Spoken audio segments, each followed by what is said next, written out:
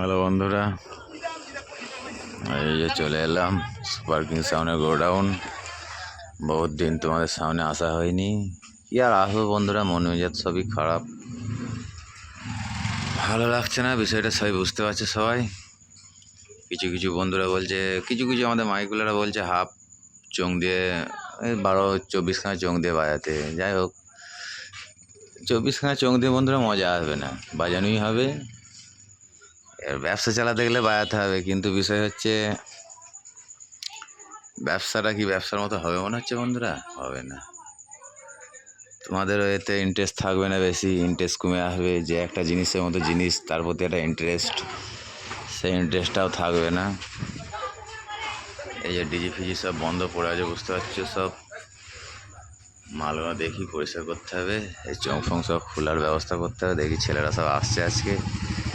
এমনি এই কদিন 8-10 দিন তো আমি গোডাউনে ঢুকিনি, কোনো রকম একটু ঝাঁট ফাঁট দেওয়া হচ্ছে, পরিষ্কার রাখা হচ্ছে, এইটুকুই বাড়ি থেকে।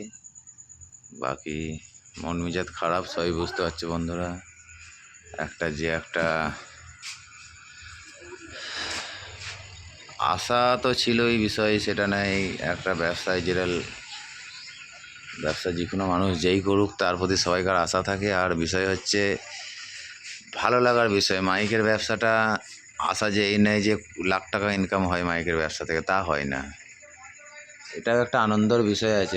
এই মাইকের ব্যবসা যারা করে বন্ধুরা, তারা একটু আনন্দ মজকি ছেলে, তারাই সবাই যে কোনো মাইকগুলো আছে তাদের মধ্যে একটু